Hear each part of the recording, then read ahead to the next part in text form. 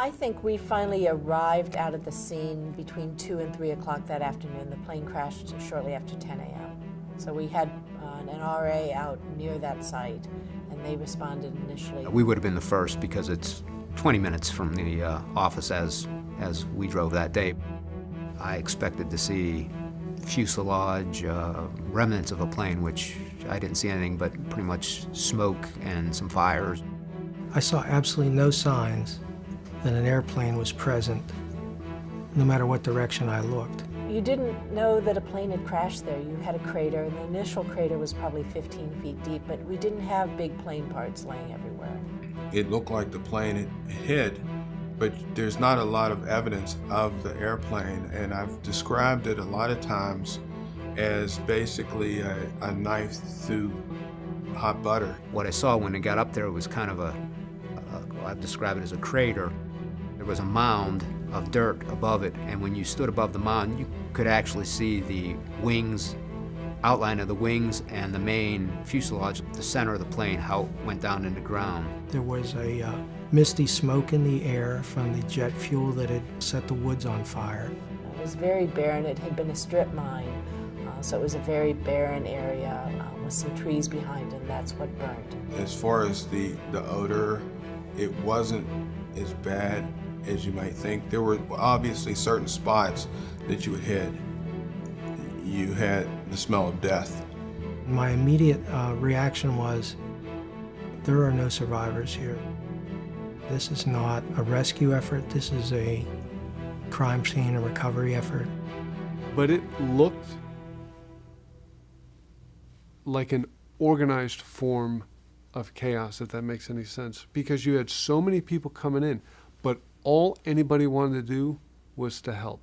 Once the perimeter was established, and the next day, as command posts were established, the evidence response team from Pittsburgh, Cleveland, I think Chicago, teams were called in. We had teams come in, and I thought to myself, how are you going to have this many ERT teams from so many offices in the country come into this area and work as one unit?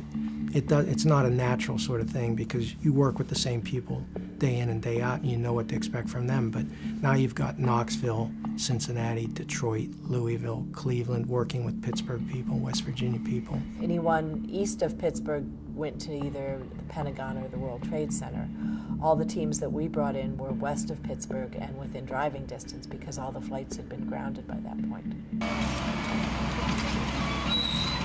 I think we had about 100 ERT personnel come in, and that doesn't include all the support personnel that they brought in to support the mission. We had our safety officers there to check the air quality for us, and initially they determined that we should be wearing just regular Tyvek boots, and if we were working in the crater, then we needed respiratory protection.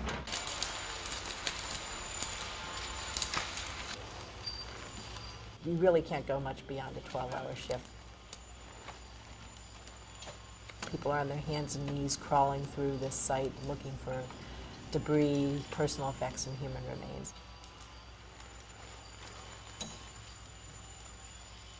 And it's very physically as emotionally taxing. And there were some real significant finds that they were getting very early on. I was shocked at the number of items that they were able to recover. We found great evidence at Flight 93. We found the passports of the hijackers. We found the notes that they had written for themselves. We found a knife that we believe was used by one of the hijackers. The other crash sites had a lot more things to deal with. They had buildings collapsing on the sites. They had a lot of recovery efforts. They had a lot of people who survived in the collapse of those buildings that they had to rescue. We didn't have a building collapse. The only people injured at this site were the 44 people who were killed on that plane. Once we did start processing, there was a big push to find the black boxes so that we could find out maybe what had happened on board the plane. We were pretty sure that the flight data recorder and cockpit voice recorder were going to be in the crater, so they were concerned that there was a possibility that they could have landed in the pond.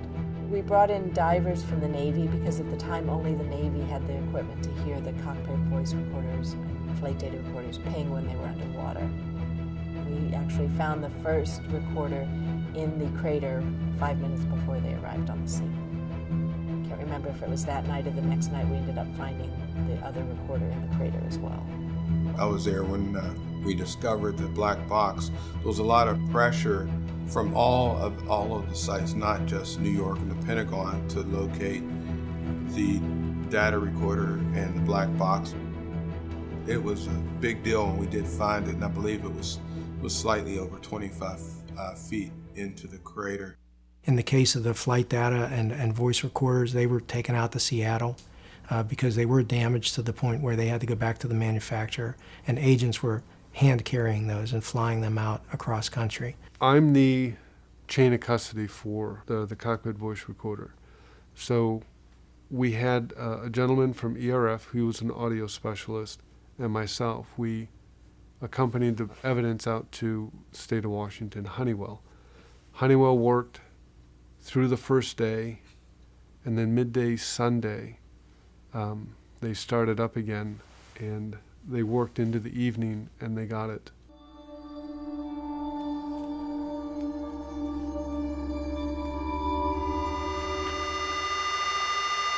There's a certain high-pitch frequency, which is just, you might call it white noise, but on the airplane, it's this high-pitch tone. During a certain struggle with, which I'll presume to be the pilot, because you do hear some screaming and some no, to then a winded individual gives a command.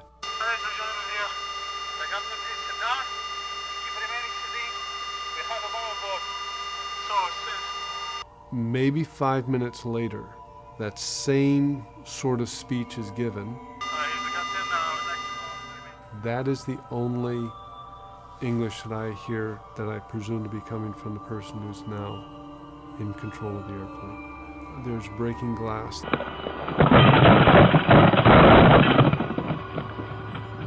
I don't know if I can say that it's a fight going on, but clearly there's some aggressive action.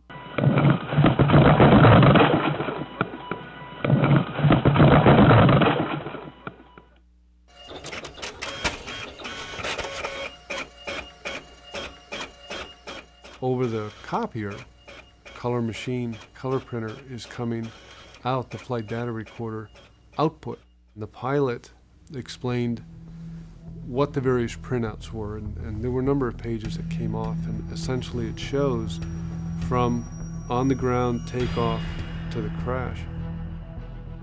The pilot attempted to knock people off balance with the movement of the control stick, but because you're in this center line, it's not going to do nearly as much. And the FBI pilot noted that if an experienced pilot were in control of that plane, he would have dipped the plane up and down to knock people off their feet that way, which of course is not what occurred. And even though it may have slowed people down the first time, in the second iteration where that person controlling the plane does this, physics ended up taking over, and towards right before the end of that flight, the plane actually inverts.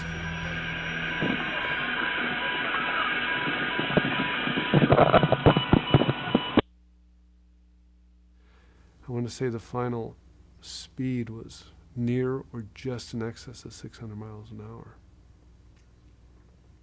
If you look at the response at Shanksville, you look at the investigation that was done, you look at the recordings and the phone calls that were made, you can kind of piece together what the passengers on that plane did. No part of our investigation showed that anything happened other than what has been, told to the public over the last 15 years. The passengers on Flight 93, in a heroic action, charged the cockpit of that airplane and caused those hijackers to abort their mission and take that plane into the ground.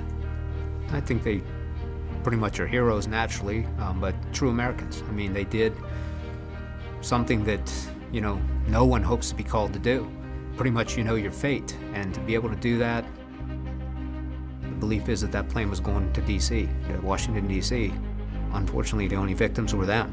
They saved who knows how many countless numbers of lives, destruction, devastation, in a day that already had so many tragedies. The site, I think it's just a great tribute to the people on the plane that they've kept it so simple.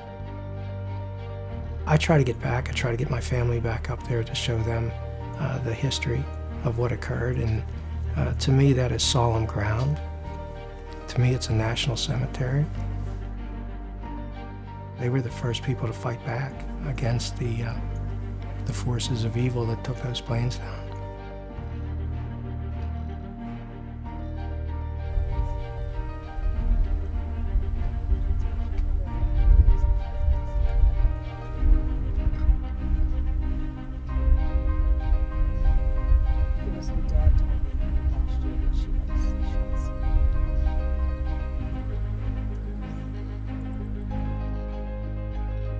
You hope you're never called to do that, but what they did was, you know, they are true heroes, true American heroes.